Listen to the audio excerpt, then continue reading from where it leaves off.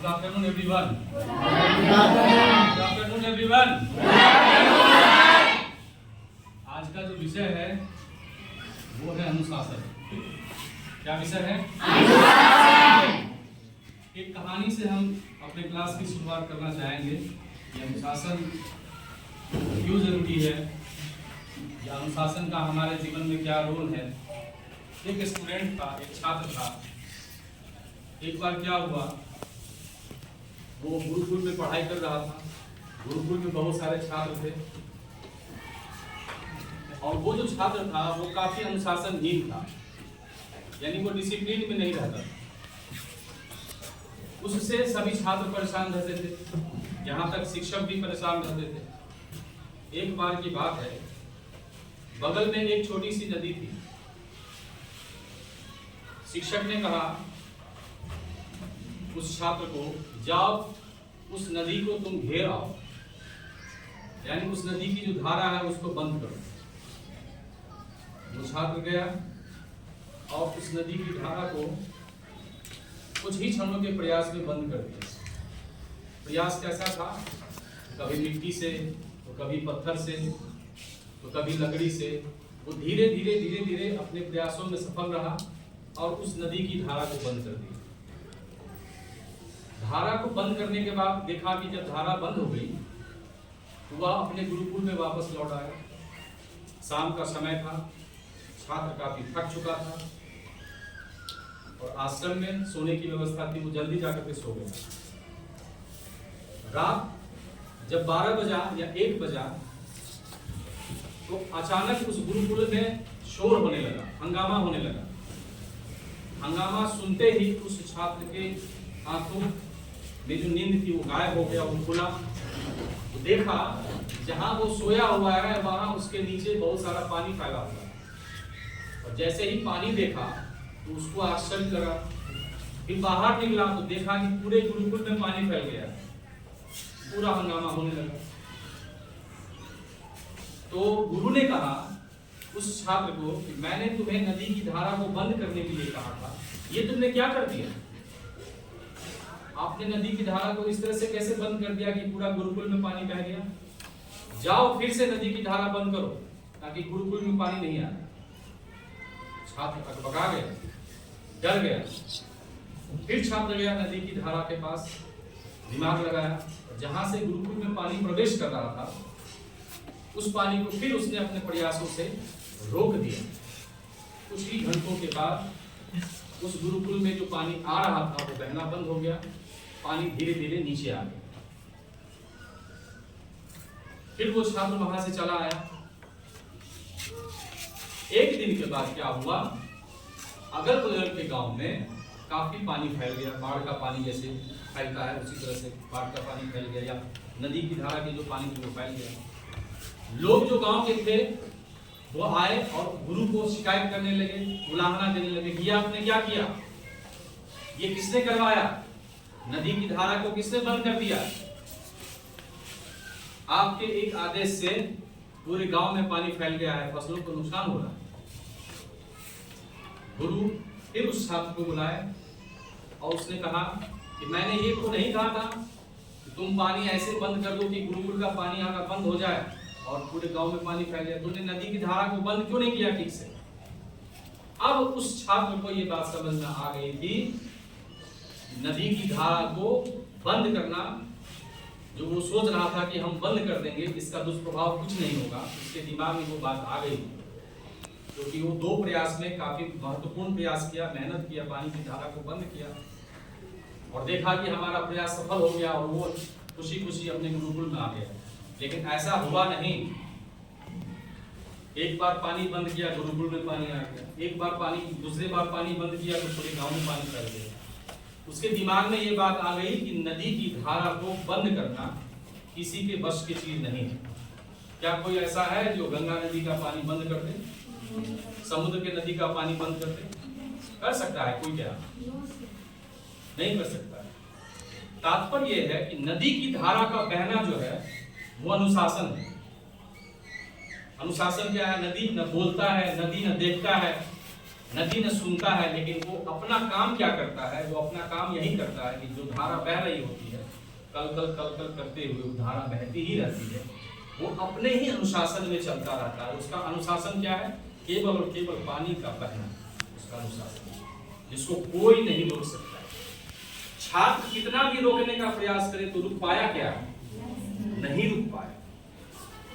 छात्र के अंदर ये बात आई उसके दिमाग में, गुरु ने उसके भाव को समझा और तब छात्र ने अपने गुरु से कहा कि गुरुजी, मुझे अनुशासन का पाठ समझ में आ गया है और जो मैं कर रहा था इसके पिछले दिनों या बहुत दिनों से कर रहा था, अब मैं अपने आचरण में, अपने व्यवहार में, अपने बोलने के तौर तरीकों में सुधार करूंगा और कोशिश करूंगा एक अच्छा विद्यार्थी बनूं, एक आदर्श विद्यार्थी बनूं। ये एक छोटी सी कहानी थी। इस कहानी में ये सीख मिलती है कि छात्र को कितना भी शिक्षक चाहे, कितना भी शिक्षक चाहे अनुशासन में सुधार लाने के लिए, प्रयास में कोई कमी नहीं रहने के लिए बहुत प्रयास करता है, लेकिन छात्र का अनुशासन या छात्र में अनुशासन वो तभी आता है जब छात्र खुद को चाहेगा कि हमको अनुशासन में रहना है, तभी वो रह सकता है, नहीं तो नहीं रह सकता। वैसे ही जैसे किसी कुत्ते की पूंछ को कोई कहे कि इस मुड़े हुए पूंछ को सीधा कर दो, तो कर दोगे क्या? नहीं करोगे, नहीं कर पाओगे। वही चीज है, जब तक कुत्ता नहीं चाहेगा या जब तक आप हम नहीं चाहेंगे, दूध को दही बनाना हो तो दूध अपने दही बन जाएगा क्या? दूध का अनुशासन है केवल दूध रहना।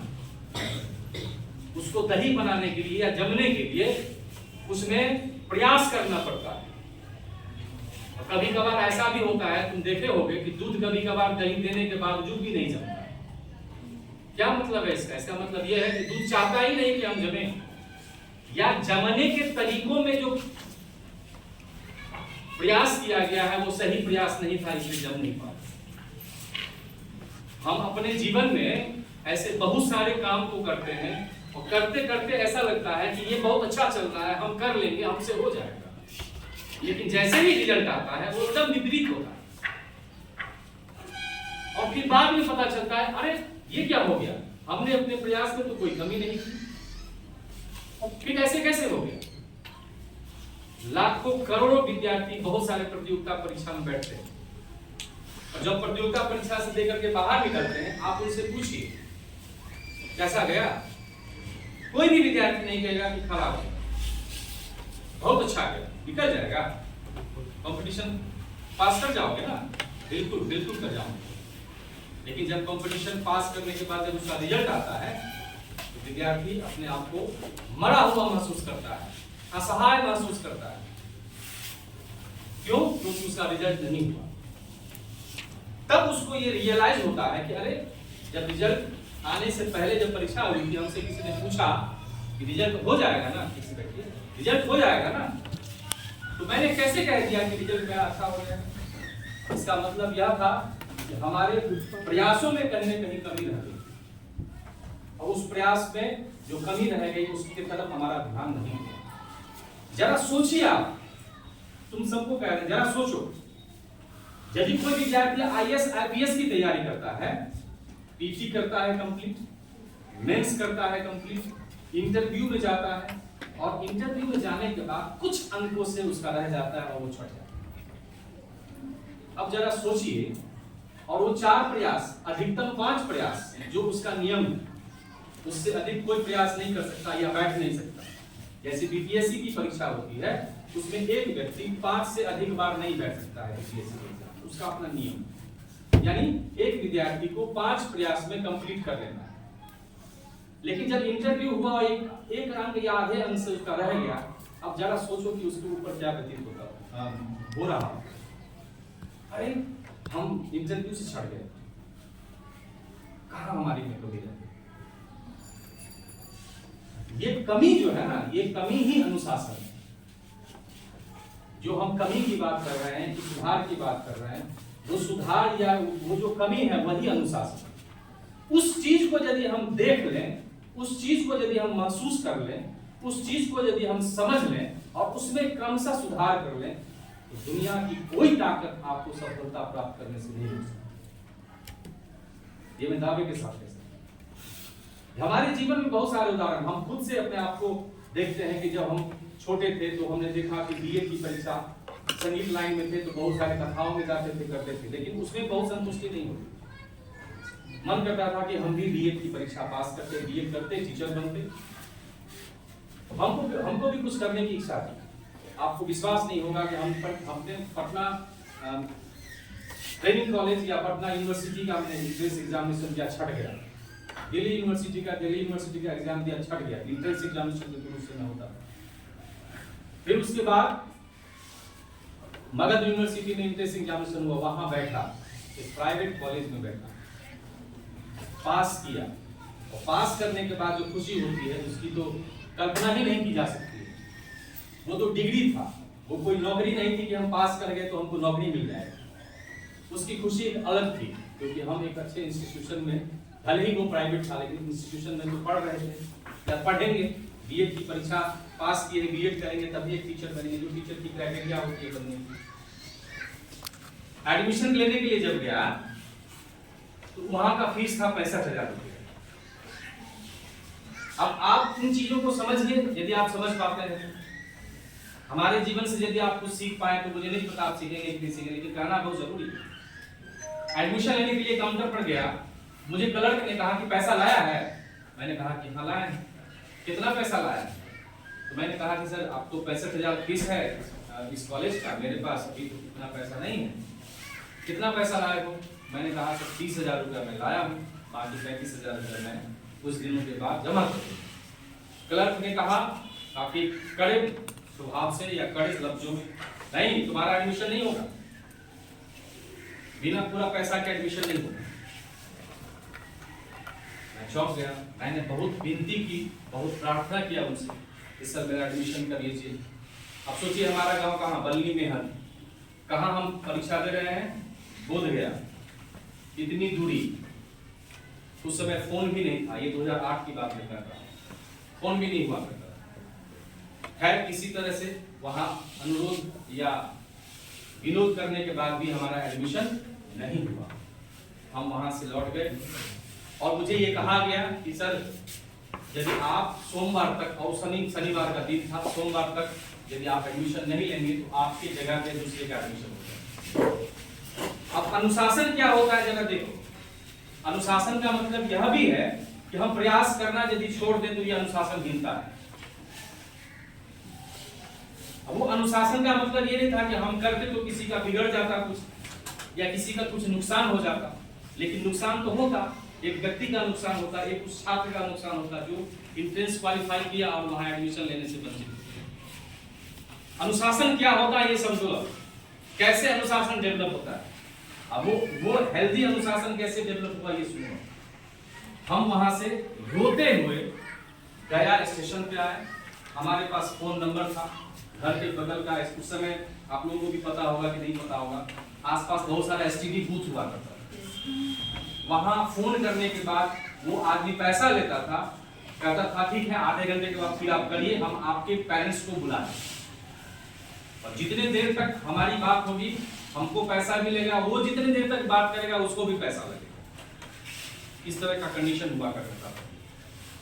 मैंने फोन किया अपने गांव में, उसने हमारे पिताजी को बुला करके हमारी बात करवाई। मैंने कहा पिताजी से, पिताजी हमारा एडमिशन नहीं है। वो भी चौंक गए, अरे ऐसे कैसे हो गया, क्यों, क्या कारण है? मैंने कहा कि इस तरह से बात है, 65,000 फीस है, आपको हमको 30,000 रुपये दिए थे और मैंने आपको श्योर भी किया था कि नहीं मेरा एडमिशन हो जाएगा। तो उन्होंने कहा कि बस इतनी सी बात है, अब देखो क्या होता है, बस इतनी सी बात है। और मुझे पता था यदि 65,000 फीस था तो बाबूजी 65,000 क्यों नहीं दिए, क्योंकि उनके पास खुद पैसा नहीं। अब क्या होता है, उन्होंने मुझे कहा ऐसा करो कि तुम वहां से चलो और आओ गांव, कल संडे का समय है, हम देखते हैं, प्रयास करते हैं, यदि कहीं से उपलब्ध हो पाता है तो हम पैसे का अरेंजमेंट करते हैं। मुझे कुछ नहीं पता, उस समय ग्रेजुएशन पीजी तक लिए थे, लेकिन मुझे ये जानकारी थी कि पैसा कहीं से देना पड़ेगा। वो आए, हम भी वहां से निकले पिताजी में भी वो एक भावना आई कि हमारे बच्चे का एडमिशन नहीं हो रहा है, और वो गए बगल में हमारे गांव में एक डीलर साहब है, उनका नाम है शारदा खान नाम है। उनसे उनकी बात हुई, वो पैसा देने के लिए राजी हुए और 6 रुपये सैकड़ा, 6 रुपये सूद के हिसाब से उन्होंने 35,000 रुपये उनसे उधार लिए। मैं जब आया, अगले सुबह को आया, क्योंकि वहां से चलना बड़ा मुश्किल था, ट्रेन भी उतनी नहीं थी, बस से भी आना था गाँव। इसी तरह से रात भर जग करके आए। रविवार को सुबह में हमको पैसा मिल गया, और रविवार के ही दिन घंटे 2 घंटे घर पर रहने के बाद हम उस नगद राशि को लेकर के फिर से गए, और फिर अगले सोमवार को, उसी सोमवार के अगले दिन गए और उस कॉलेज में पैसा जमा किया और मेरा एडमिशन। अब इसमें तुम सोचो कि अनुशासन क्या है। अनुशासन का मतलब यह नहीं है कि तुमको तुम्हारे लक्ष्यों को पूरा करने के लिए कोई व्यक्ति तुमको डाइवर्ट कर दे। कभी कभार ऐसा होता है, व्यक्ति को पता नहीं होता है कि किसी छात्र को हम जिस दिशा में ले जा रहे हैं वो दिशा में सही दिशा में ले जा रहे हैं कि हम भटका रहे हैं उसको। हमारे जीवन में ऐसे लोगों की कमी नहीं है। हमको सही दिशा में जाना है, हमको नहीं पता, दूसरा व्यक्ति हमें गाइड कर रहा है, हो सकता है वो मुझे मिसगाइड कर रहा हो, और ऐसा होता है। ऐसे बहुत सारे लोग कोचिंग संस्थान में पढ़ते हैं, शिक्षकों से पढ़ते हैं, या किसी भी क्षेत्र में काम करते हैं। वो करते हैं बेटा ऐसा करो तो हो जाएगा, बेटा वैसा करो तो हो जाएगा, और जबकि होता कुछ नहीं है, उसके ठीक विपरीत होता है। अरे आपने तो मुझे कहा था ऐसा करने के लिए, फिर ऐसे कैसे हो गया? वो कौन सा अनुशासन है? और एक ऐसा अनुशासन भी है कि किसी ने कहा कि बेटा ऐसा करो, इसमें ये जो चीज है इसको सुधार कर लो, इसमें ये जो कमी है इसको देख लो, इसको लिख लो, इसको अपने जीवन में उतार लो, इसको ऐसे नहीं करना चाहिए, वैसे करना चाहिए। और वो व्यक्ति यदि इस चीज को भली भांति समझ ले और उसको इंप्लीमेंट कर दे और देखे कि इसमें प्रयास सफल हमारा हो रहा है, हमको करने से कुछ हासिल हो रहा है, वो एक अनुशासन है, वो भी एक अनुशासन है। तो कहने का मतलब ये था कि बीएड में एडमिशन लेना, बीएड करना, और जब जाने लगे पिताजी ने मुझे एक शर्त लगाई, मुझे एक शर्त रखा, बेटा ये पैसा मैं उधार लेकर के, कर्ज लेकर के मैं तुम्हें दे रहा हूं, और मुझे तुमसे कुछ चाहिए। मैंने कहा कि क्या चाहिए बताइए। उन्होंने मुझे कहा कि जहां तुम जा रहे हो उसमें नक्सलाइट एरिया हुआ करता था गया, अभी भी है कुछ जगहों पे, गया में मैंने पढ़ा भी है, काम भी किया है। तो उन्होंने मुझे कहा, डराया भी, उस तरफ मत जाना, कहीं आउटसाइड एरिया में मत जाना, शहर में ही रहना। मैंने कहा कि शहर में ही है कॉलेज, वहीं आसपास में केंद्र है। इस तरह से गए, और पिताजी ने कहा कि हमारी ये इच्छा है तुम अपने कॉलेज में टॉप करो। वो जब तक मैं बीएड करता रहा तब तक मेरे दिमाग में प्रत्येक दिन वही ख्याल आता था कि पिताजी ने मुझे कहा कि टॉप करना। मैं पढ़ने में बहुत अव्वल नहीं था, मैं पढ़ने में बहुत तेज नहीं था, लेकिन एवरेज था। लेकिन बीएड के दौरान मैंने इतनी मेहनत की, 836 नंबर लाया, 83.6% और अपने कॉलेज में टॉप। 835 दूसरा था, 832 एक जगह तीसरा था, 836 नंबर मैं लाया और अपने कॉलेज में टॉप किया। मैंने बाबूजी को रिजल्ट दिखाया, आज भी वो रिजल्ट मेरे पास मौजूद है, मैं एक दिन ला करके तुमको दिखा भी दूंगा। उस कॉलेज ने मुझे अपने लेटर हेड पर मुझे लिख करके दिया कि ये विद्यार्थी इस कॉलेज में टॉप किया। हो सकता था बाबूजी ये सोचते कि अरे ये झूठ भी बोल सकता है, लेकिन मैंने कॉलेज से लिखवा लिया कि मैंने टॉप किया है, ये मुझे आप लिख करके दीजिए ताकि मैं पिताजी को दिखा सकूं। तो एक गार्जियन का एक बेटे के प्रति स्नेह और एक बेटे का एक गार्जियन के प्रति वो भाव जो वो चाहता है, और उसको डिसिप्लिन के साथ करना, किसी चीज को हासिल करना, किसी चीज को पाना, और उसके लिए पूरे अपने आप को ताकत भोग देना, ये दिखाता है कि हम जो चाहते हैं वो कर सकते हैं, बशर्ते कि हमारा प्रयास सही दिशा में जाए। डिसिप्लिन यही है। अब इस विद्यालय की बात करते हैं। हमारा जो चैप्टर है वो डिसिप्लिन है। डिसिप्लिन का शॉर्ट फॉर्म है डी फॉर डेडिकेशन, समर्पण। समर्पण क्या होता है? समर्पण का मतलब क्या होता है? इधर से आवाज आई, चढ़ा देना। हाँ बोलो। सर मतलब अगर हम कुछ काम कर रहे हैं तो मतलब पूरे ध्यानपूर्वक उस काम को करें, कोई ध्यानपूर्वक काम करना डेडिकेशन। बैठ जाइए। और कोई समर्पण का यदि व्यवहारिक मीनिंग देखें, व्यवहारिक अर्थ देखें, तो आप जब किसी मंदिर में जाते हैं या मस्जिद में जाते हैं और अपने भगवान के सामने में झुक करके और जब आप उनसे बात करते हैं और वो जो फील होता है समर्पण वाला, सब भार तुम्हारे चरणों में, तेरा तुझको अर्पण क्या लागे मेरा, सब कुछ तुम्हारा ही है, हमारा कुछ नहीं है।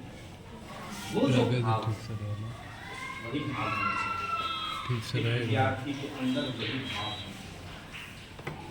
मेरा कुछ नहीं है, हम निहत्थे हैं, हमको कुछ नहीं आता। इस भाव के साथ जब विद्यार्थी जाता है विद्यालय में पढ़ने के लिए, तब उसमें ज्ञान का अर्जन होता है।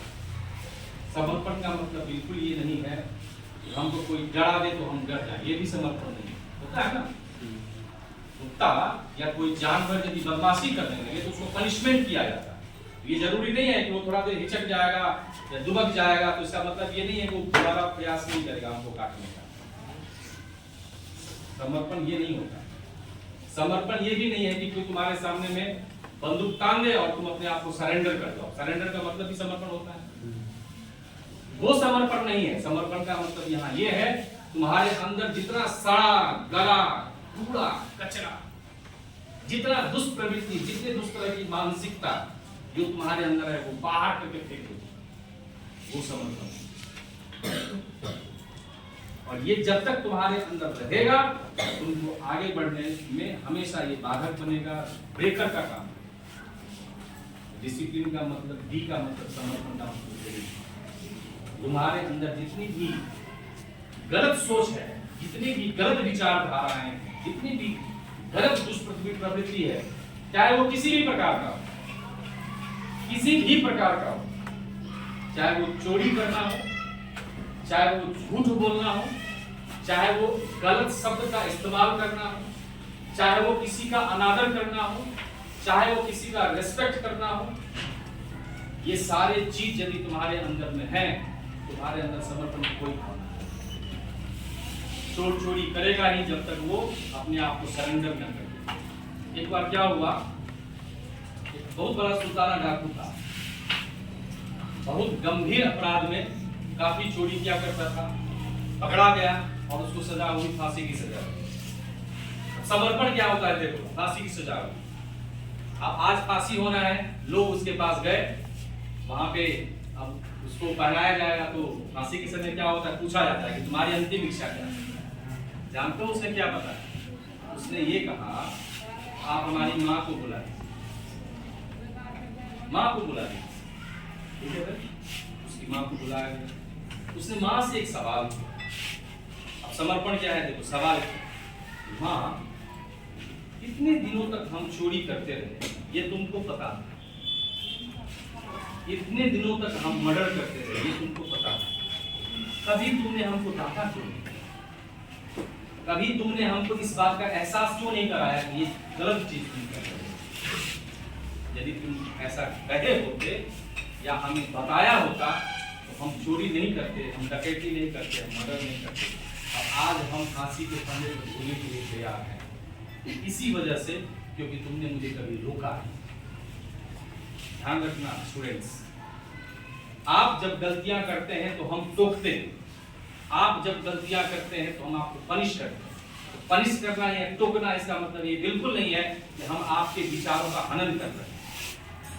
हम आपके विचारों को समृद्धता प्रदान करना चाहते हैं, अच्छे चीज प्रदान करना चाहते हैं। टोकना इसलिए चाहते हैं कि आप गलत न करें, लेकिन आप फिर भी गलती करते हैं, इसका मतलब यह है आप में वो भावना नहीं है, आप में वो समर्पण की भावना नहीं है जो एक शिक्षक चाहता। कोई भी शिक्षक, कोई भी पेरेंट्स ये नहीं होगा कि आपका बच्चा या हमारा बच्चा चोरी करे, डकैती करे, बलात्कार करे या किसी तरह का घिनौना अपराध करे या किसी तरह का कोई ऐसा दुर्व्यवहार करे, अराजकता फैलाए, जैसे स्कूल ही नहीं अपने समाज में, अपने जिला में या अपने राज्य में उसका नाम हो।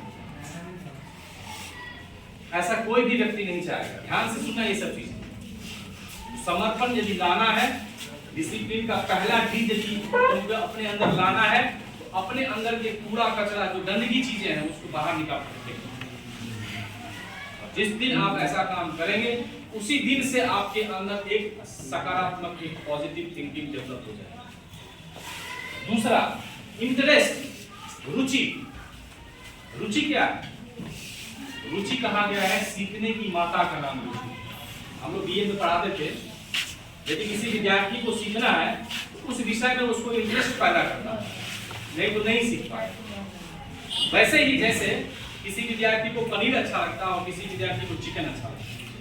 पनीर खिला दे किसी चिकन वाले विद्यार्थी को, जिसको चिकन बहुत अच्छा लगता है, हमको अच्छा नहीं लगता, नहीं मजा आया, क्योंकि उसको उसका इंटरेस्ट नहीं है। लेकिन उसी को यदि चिकन मिल जाए, वाह कितना बढ़िया। गर्ल्स को खास तौर पर पानी पूरी बहुत अच्छा लगता है, बनिस्पत बॉयज के। तो जैसे ही पानी पूरी की दुकान नहीं मिलेगी तो पानी टपकना शुरू हो जाएगा। ये क्यों होता है? क्योंकि उसमें तुम्हारा इंटरेस्ट है, उसमें तुम्हारी रुचि है। तीसरा उदाहरण, विषय को देख लीजिए। ऐसे बहुत सारे विषय हैं जो आप पढ़ते हैं। किसी को मैथ में इंटरेस्ट है तो मैथ में वो बहुत अच्छा नंबर लाता है। किसी को साइंस में इंटरेस्ट है तो वो साइंस में बहुत अच्छा नंबर लाता है, हिंदी में कम, इंग्लिश में कम, मैथमेटिक्स में कम। जिस विषय में आपका इंटरेस्ट अधिक होता है उसमें आप सबसे अधिक नंबर लाते हैं कि नहीं लाते? लाते हैं ना। ये क्यों होता है? ये इसीलिए होता है क्योंकि आप चाहते हैं कि जिस विषय में आपका रुचि है उसमें अधिक से अधिक हम उत्साह, अधिक से अधिक हम इच्छा, अधिक से अधिक हम उस भावना को कद्र करें, उस भावना की चीजों को सीखें जो हमारे लिए जरूरी है, हमारे लिए जरूरी है। इसीलिए इस विषय को समझना बेहतर जरूरी है। डिसिप्लिन का दूसरा अल्फाबेट यही कहता है आप अपने अंदर ऐसी रुचि को डेवलप करिए जिसके माध्यम से आप उन विषयों को सीख सकें जो आपके लिए जरूरी है। एक विद्यार्थी में रुचि उत्पन्न करना बेहद कठिन काम है, बेहद कठिन काम है। जैसे स्काउट गाइड का कैंप यहाँ लगा, इसमें किसी की रुचि होगी कि नहीं होगी मुझे नहीं पता, लेकिन आपके अंदर इंटरेस्ट तो पैदा किया जा रहा है, उसका प्रयास तो किया जा रहा है। शुरू दिन का और आज तीसरा दिन है, मुझे लगता है कि कुछ ना कुछ आपके अंदर तो गया ही होगा जो आपको ये कहने के लिए या आपको ये सोचने के लिए बाध्य कर रहा होगा ये भी हमारे लिए बहुत जरूरी था, ये भी हमारे लिए बहुत जरूरी है और ये हमारे जीवन में बहुत काम है। समझ रहे हो? तो ये बहुत ही आवश्यक है। डिसिप्लिन का दूसरा अल्फाबेट आपको अपने अंदर डेवलप करना पड़ेगा। लेकिन याद रखिए, रुचि एक बैलेंस बना के चलने की चीज। यदि आपको मीठा पसंद है तो नमकीन भी पसंद होना चाहिए। ज्यादा मीठा खाइएगा तो डायबिटीज हो जाएगा और ज्यादा नमकीन खाइएगा ब्लड प्रेशर की शिकायत हो जाएगी। बात सोचिए, समझ रहे हैं? ज्यादा चावल खाइएगा तो पेट निकल जाएगा, ज्यादा रोटी खाइएगा तो बहुत पतली हो जाएगी। मतलब ये है कि आपको अपने जीवन में इंटरेस्ट बना के रखना है, लेकिन समान चीजों के प्रति समान भाव। वैसे ही जैसे मैथमेटिक्स में ज्यादा मेहनत करते हैं तो उतना ही मेहनत साइंस में भी करिए, उतना ही मेहनत आप आर्ट्स में भी करिए, लैंग्वेज में भी करिए, उतना ही मेहनत आप एसएसटी में भी करिए। बात समझ रहे हैं? दूसरा चीज, तीसरा अल्फाबेट एस, सेल्फ कंट्रोल। अब ये सेल्फ कंट्रोल क्या है? सेल्फ का मतलब है खुद से क्या, और ये चीज बहुत हमारे जीवन में बहुत जरूरी है। जिस व्यक्ति के अंदर सेल्फ कंट्रोल नहीं है इसका मतलब है वो अनकंट्रोल है, उस पर किसी का नियंत्रण नहीं हो सकता है, किसी का नियंत्रण नहीं हो सकता है। एक व्यक्ति के जीवन में यदि आत्मनियंत्रण की भावना नहीं है तो फिर वो आगे नहीं बढ़ सकता है, वो कहीं ना कहीं भटक ही जाएगा। कैसे? क्यों? एक उदाहरण ले लीजिए। एक व्यक्ति ऐसा था, उसके अंदर बहुत सारा ईगो था। अरे ये सब कोई चीज है, इसमें कोई दिक्कत नहीं, इसको हम कर लें, कोई समस्या नहीं। शिक्षक ने कहा अच्छा ठीक है करके दिखाओ। वो जैसे ही करने लगा कुछ ही देर के बाद कहा सर ये तो हमसे नहीं होगा। अरे अभी तो तुम कह रहे थे ये तो मेरे हमसे हो जाएगा। अब ये जो हो जाएगा अभी तुम कह रहे थे और हुआ नहीं,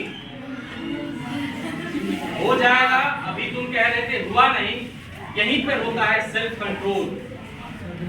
जो चीज हमें नहीं आती है या जो चीज हमको नहीं आता है तो हम कहेंगे ना कि सर मुझे ये चीज नहीं आती है।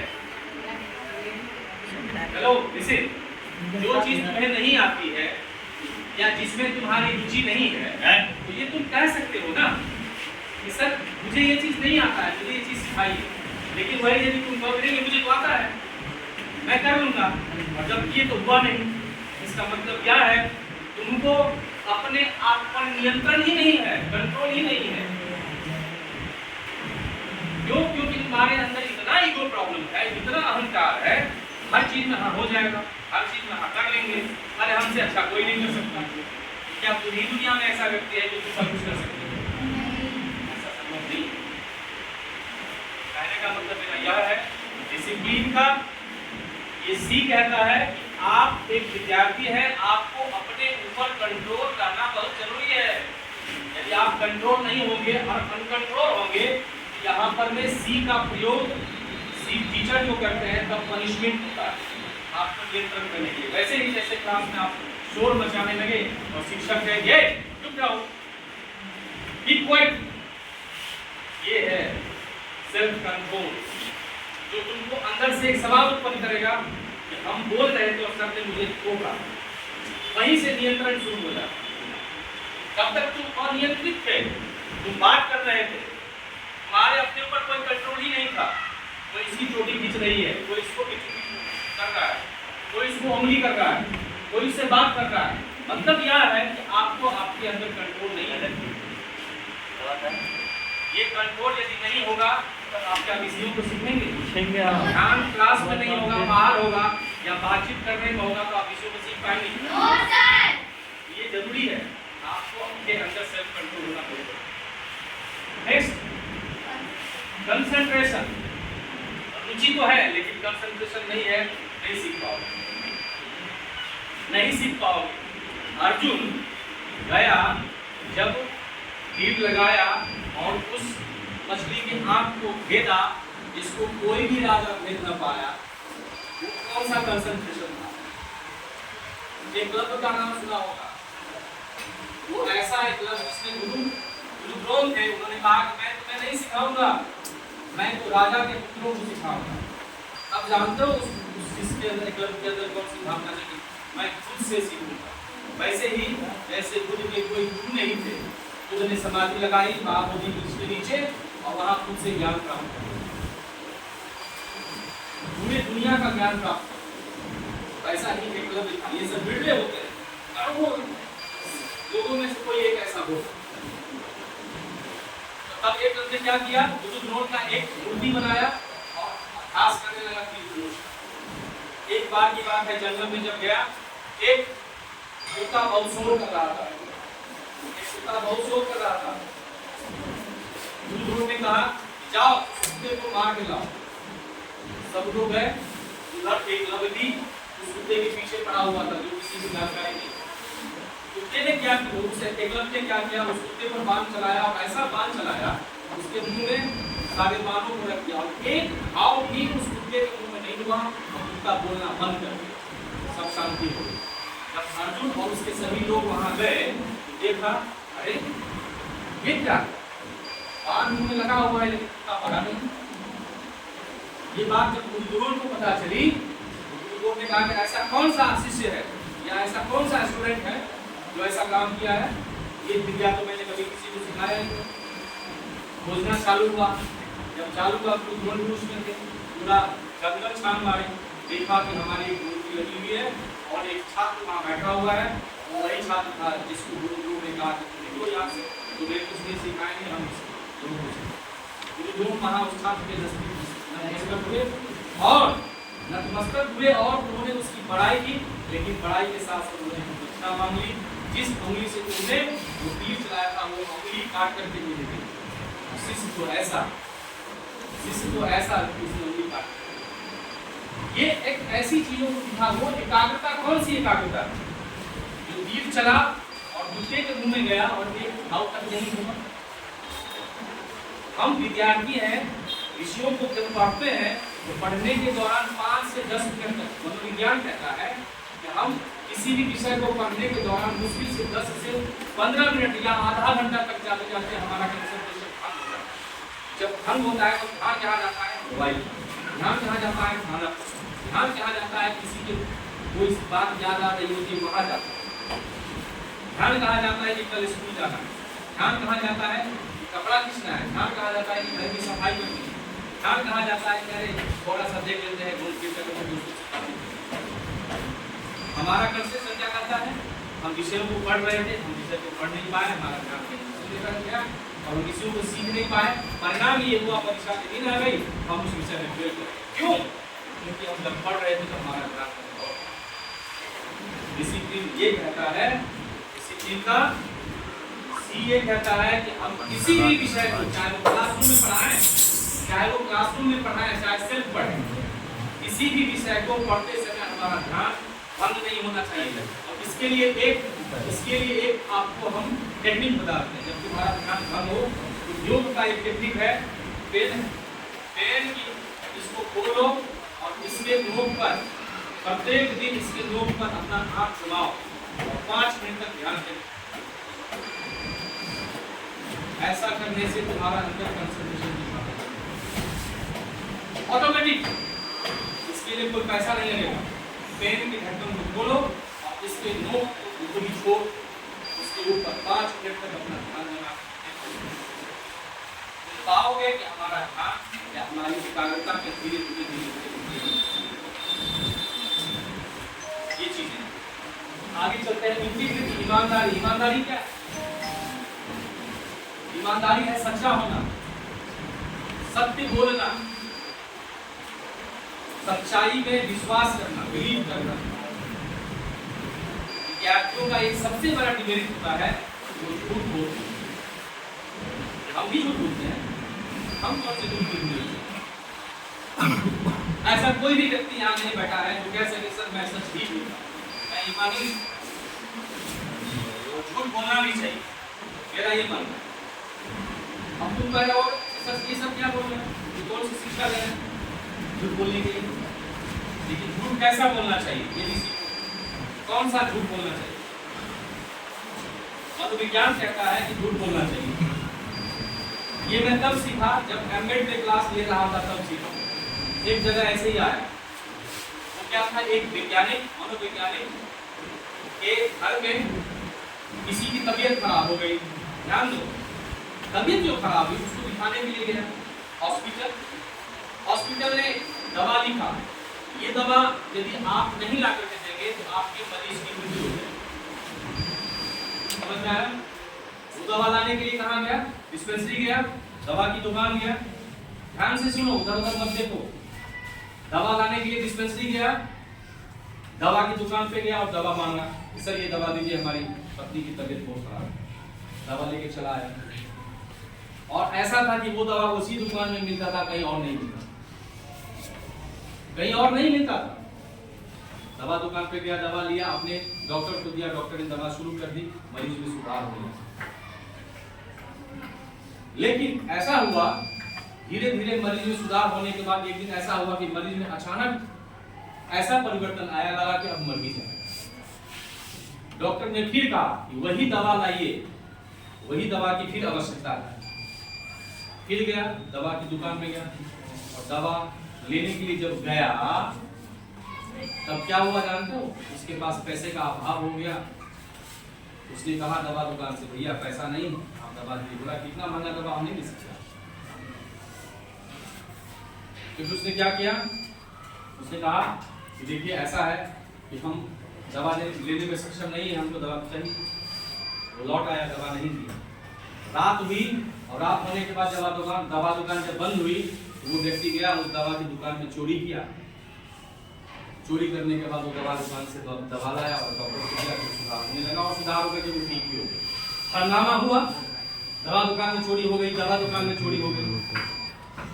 अरे भाई कौन चोरी किया, कौन चोरी किया? पूरे दवा दुकान में ये बात फैल गई, आसपास बाजार में फैल गई, हॉस्पिटल में फैल गया।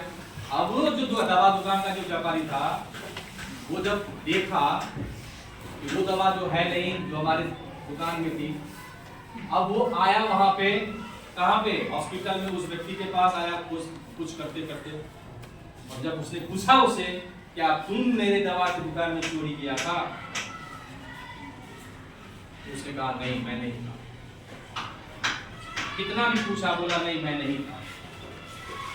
जब उसका मरीज ठीक होकर के घर चला आया, तब वो व्यक्ति पैसा लेकर के उस दवा दुकान में गया और कहा कि मैंने ही दवा चोरी की। ये है आपका। अब जरा सोचिए, ये घटना क्या कहता है। शादी विवाह में अक्सर होता है, हमारी बेटी देखने में बहुत लक्ष्मी है, लेकिन जब शादी होकर के ससुराल जाती है तो वहां पर तांडव करती है। तो झूठ कहाँ है? हमारा लड़का देखने में बहुत सुंदर है, बहुत अच्छा उसका आचरण है, शादी हुई और किसी दुकान में दारू पीते हुए पाया। शादी तो हो गई, लड़की वाले ने बहुत अच्छा सोच समझ, लड़का को बढ़िया है, देखने में सुंदर है, फर्स्ट क्लास है, शादी हुई और कहीं वो नशा पान करते करते कहीं झुका हुआ है। ये हमारे समाज की सच्चाई है। ये विद्यार्थियों में भी ये सारी चीजें हैं। एक विद्यार्थी को ईमानदार क्यों नहीं होना चाहिए? झूठ का सहारा क्यों नहीं लेना चाहिए? जब आपको लगे कि अब नहीं कुछ हो सकता है, इसके बिना हमारा जीवन नहीं चल सकता। वैसे ही जैसे उस मरीज की जान जाने वाली थी और वो चोरी किया और पूछा गया कि चोरी किया तुमने? नहीं। जिस कार्य से कोई बड़ा कार्य सफल हो जाए, ये धर्मशास्त्र भी कहता है कि जिस काम से, चाहे वो सही हो चाहे वो गलत हो, कोई बड़ा काम सफल हो जाए जिसका परिणाम बहुत बुरा नहीं हो, जिसका परिणाम बहुत बुरा नहीं हो, तो उस समय आप यदि झूठ बोलते भी हैं तो वो झूठ नहीं। लेकिन यहाँ पे वो नहीं चलेगा। होमवर्क बनाया तुमने? जी सर बनाए हुए सर। और जब कॉपी में देखा, हाँ ये झूठ नहीं चलेगा। तुम डेली आते हो? जी सर। अटेंडेंस चेक किया? अरे तुम तो पिछले 2 महीने से नहीं आ रहे, कैसे बोल रहे हो डेली आ रहे? ये झूठ नहीं चलेगा। झूठ बोलते हैं कि नहीं? यहां पर उस तरह का कोई झूठ नहीं बोलिए जो चलेगा ही नहीं, जो दिखेगा ही नहीं, ऐसा नहीं हो। डिसिप्लिन ये कहता है, डिसिप्लिन का ये कहता है कि हमको एक विद्यार्थी होने के नाते सच्चाई के पथ पर जाने के लिए हमको आगे बढ़ना चाहिए। आप समझे? ये चीज सीखना है। नेक्स्ट है पेशेंस। पेशेंस ये कहता है, पेशेंस क्या है? पेशेंस वो है चाहे कितनी भी तकलीफ तुमको झेलनी पड़े, जैसे अभी तुम तकलीफ झेल रहे हो, एसी नहीं है, पंखा नहीं चल रहा, अल्लाह नहीं, तकलीफ झेल रहे हो ना। ये तकलीफ झेलना क्या है? ये भी तो पेशेंस है। तुम हमको इतने देर से सुन रहे हो, मुझे पता नहीं सुन भी रहे हो कि नहीं सुन रहे हो, लेकिन तुम सुन तो रहे हो, देख तो रहे हो। कम से कम मन में हो रहा होगा कि सर एक बार भी नहीं कहते कि सर बात सुन जाना है, सर पानी पीना है, पीने दीजिए।